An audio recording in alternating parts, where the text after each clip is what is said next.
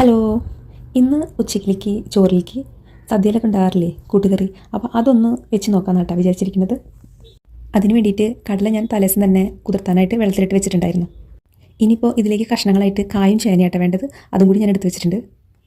കടല വേവിക്കാനായിട്ട് കഴുകിയിട്ട് കുക്കറിലേക്ക് ഇട്ട് കൊടുത്തിട്ടുണ്ട്. ഇനി ഇതിലേക്ക് ആവശ്യത്തിനുള്ള വെള്ളം കൂടി ഒഴിച്ച് കൊടുത്തിട്ട് നമുക്കിത് വേവിക്കാനായിട്ട് അടുപ്പത്തേക്ക് വയ്ക്കാം. ഇനി കടല നന്നായിട്ട് കുക്കറിൽ വിസിലൊക്കെ വന്നിട്ട് വേവട്ടെ. അപ്പോഴേക്കും ഇതിലേക്കുള്ള കഷ്ണങ്ങളായി കായും ചേനയും കൂടി അരിഞ്ഞു വെക്കണം.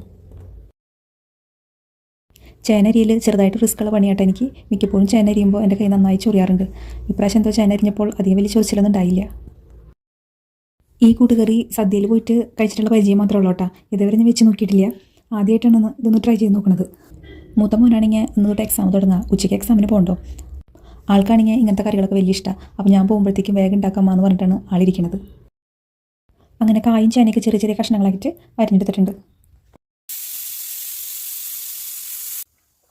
ഇനി കഷ്ണങ്ങളൊക്കെ വേവിക്കാൻ വേണ്ടിയിട്ട് കഴുകി പാത്രത്തിലേക്ക് ഇട്ട് കൊടുത്തിട്ടുണ്ട് കേട്ടോ. അതിലേക്ക് ഇനി മഞ്ഞൾപ്പൊടി, മുളക് പൊടി, വേപ്പില, പിന്നെ ആവശ്യത്തിനുള്ള വെള്ളം ഇതൊക്കെ ഒഴിച്ചിട്ട് നമുക്കിത് വേവിക്കാനായിട്ട് അടുപ്പത്ത് വയ്ക്കാം. ഉപ്പ് ഞാനിപ്പോൾ ചേർത്ത് കൊടുത്തിട്ടില്ല.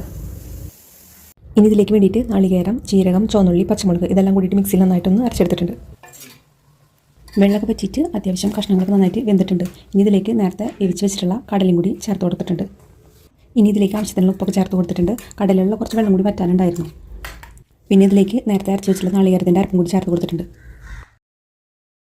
ഇനി ഇതിലെ വെള്ളമൊക്കെ വെച്ച് കഴിയുമ്പോൾ ശർക്കരയായിട്ട് ചേർത്ത് കൊടുത്തിട്ടുള്ളത്.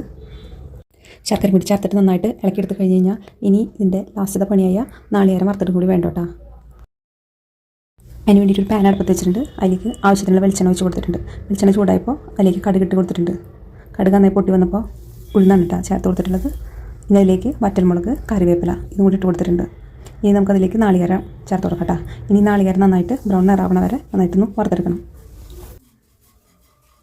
അങ്ങനെ നാളികേരമൊക്കെ വറുത്തെടുത്തിൽ കഴിഞ്ഞിട്ടുണ്ട്. ഇനി നമുക്കിത് നമ്മൾ നേരത്തെ വേവിച്ച് വെച്ചിട്ടുള്ളതിലേക്ക് ഇട്ടിട്ട് നന്നായിട്ടൊന്ന് മിക്സ് ചെയ്തെടുക്കാം. അങ്ങനെ കൂട്ടുകറി തയ്യാറായിട്ട് കേട്ടോ. അപ്പോൾ മോന് പോകാനുള്ള സമയമെന്ന് പറയുന്നുണ്ട്. അപ്പോൾ മോന് വേഗം ചോറ് കൊടുക്കട്ടെ കേട്ടോ. അപ്പോൾ ഉച്ചയ്ക്ക് ചോറും പിന്നെ മോരുകറി ആയിരുന്നു, പിന്നെ ഇപ്പോൾ വെച്ചിട്ടുള്ള കൂട്ടുകറി, പിന്നെ നാരങ്ങച്ചാർ ഇതൊക്കെയായിരുന്നു കേട്ടോ ഉച്ചയ്ക്കുള്ളത്.